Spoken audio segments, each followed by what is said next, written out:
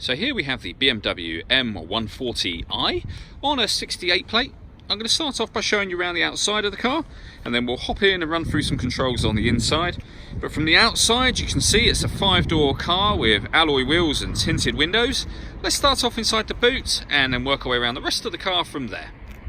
So as we approach the boot, you'll see we've got those twin tailpipes. We've also got reversing sensors in the bumper there. Plenty of boot space, along with that 60/40 split folding rear seat, should you wish to increase that space even further. Okay, so we're just going to work our way back round to the front of the car, and then we'll hop in and run through some controls on the inside. But now that we've done a full circle of it, you can see that it's in fantastic condition the whole way round.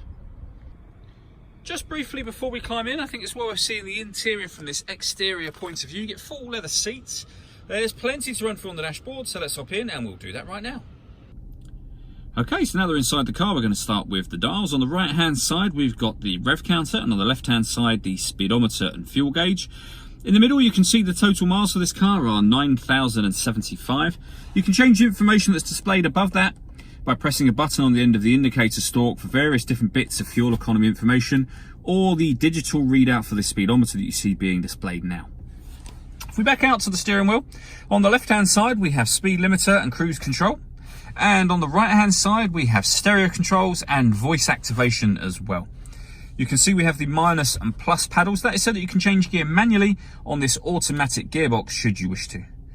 Over in the centre we have the touchscreen satellite navigation for the car.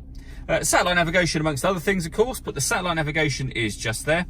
There's a full video showing exactly how this works on both our website and on our Facebook page. You can either use the touchscreen, or you can do what I'm doing now, which is operating it all using the Idrive system, which is this dial here basically. You can twist this, push it down, it moves to the right, left, up and down as well.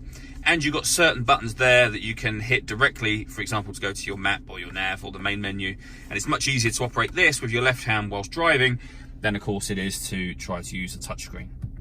When it comes to music in this car, we have DAB, FM and AM radio.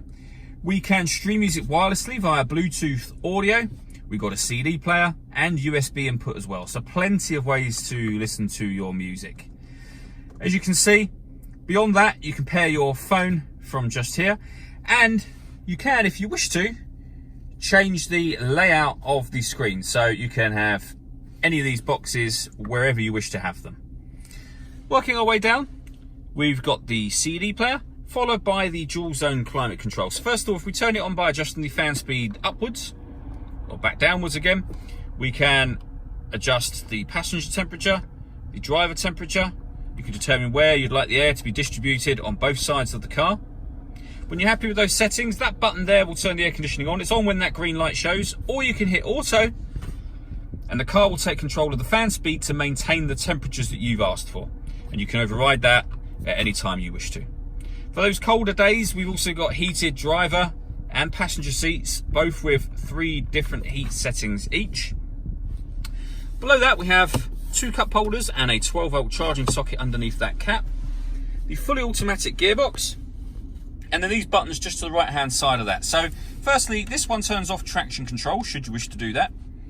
You can put the car in sport mode, eco pro mode, or comfort, which is in at the moment. If I press that button for sport mode, it will come up on there that we are now in sport mode.